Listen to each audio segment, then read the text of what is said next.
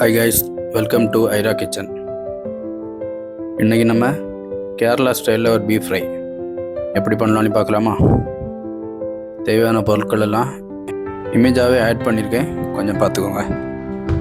இப்போது 1 kilo beef, அப்புறம் 1 spoon chilli powder, அப்புறம் 1 ஸ்பூன் மஞ்சள் பொடி, 1 ஸ்பூன் கொத்தமல்லி பொடி and 1 spoon garam masala, 1 spoon pepper,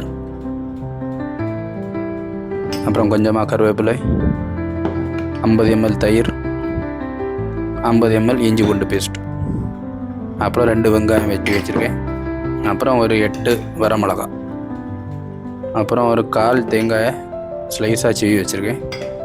இப்போது முதல்ல பீஃபை நல்லா வாஷ் பண்ணி குக்கரில் போட்டு சில்லி பவுடர், கொரியண்டர் பவுடர், மஞ்சள் பொடி, அப்புறம் கரம் மசாலா, அப்புறம் பெப்பர் பொடி எல்லாம் போட்டு நல்லா மிக்ஸ் பண்ணி, அப்புறம் கொஞ்சம் தயிரும் ஆட் பண்ணி, கொஞ்சமாக தண்ணியும் தெளித்து நல்லா மிக்ஸ் பண்ணிக்கலாம். இப்போது குக்கரை க்ளோஸ் பண்ணி ஒரு 8 விசில் அடிக்கட்டும், அப்படியே விட்டுருங்க. 8 விசில் அடித்ததுக்கப்புறம் குக்கரை உடனே ஓப்பன் பண்ண வேண்டாம், அப்படியே தூக்கி மாற்றி வைங்க. நம்ம ஃப்ரைக்குள்ள மசாலா எல்லாம் ரெடி பண்ணி அதுக்கப்புறமா குக்கரை ஓப்பன் பண்ணால் போதும்.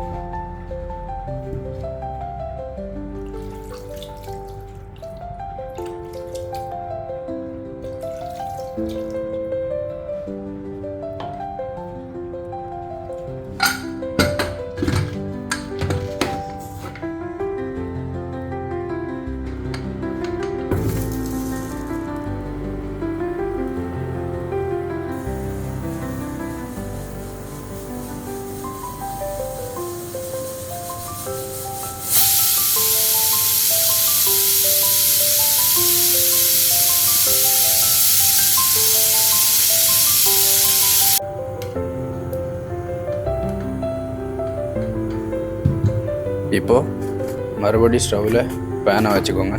ஒரு 50 ml தேங்காய் ஆட் பண்ணிவிட்டு, அப்புறமா நம்ம சீவி வச்சுருந்தோம்ல தேங்காய், அதையும் ஆட் பண்ணிக்கலாம்.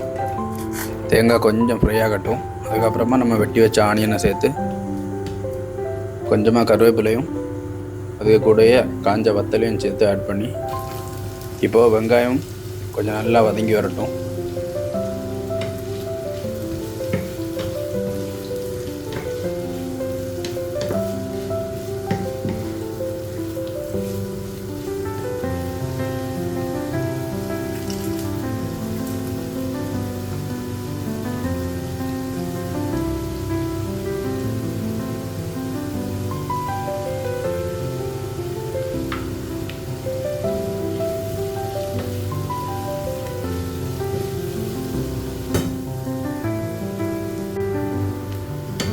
இப்போ வெங்காயம் கொஞ்சம் நல்லா வதங்கிடுச்சு.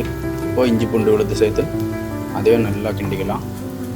இஞ்சி பூண்டோட வாசனை போகிறது வரைக்கும் நல்லா கிண்டி கொடுத்துக்கோங்க.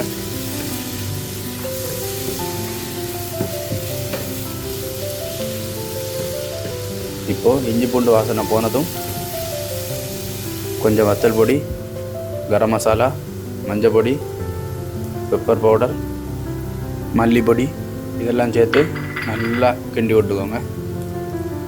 இது ஒரு மசாலா பதத்துக்கு அப்படியே வரட்டும். அதுக்கப்புறமா நம்ம வேக வச்சு வச்சுருக்க பீஃப் எடுத்து அப்படியே இது கூட ஆட் பண்ணி நல்லா கிண்டி விட்டுக்கலாம்.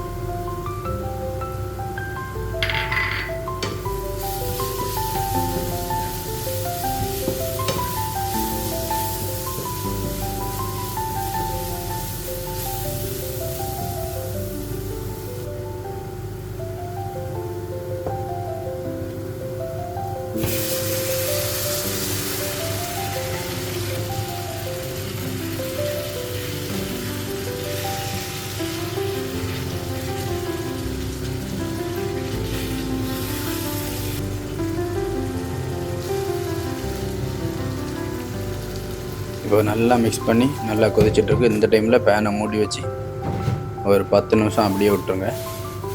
மறுபடி பேனை ஓப்பன் பண்ணி திரும்பவும் கொஞ்ச நேரம் கிண்டி விட்டு கொரியண்டர் லீஃப் போட்டு இறக்குனீங்கன்னா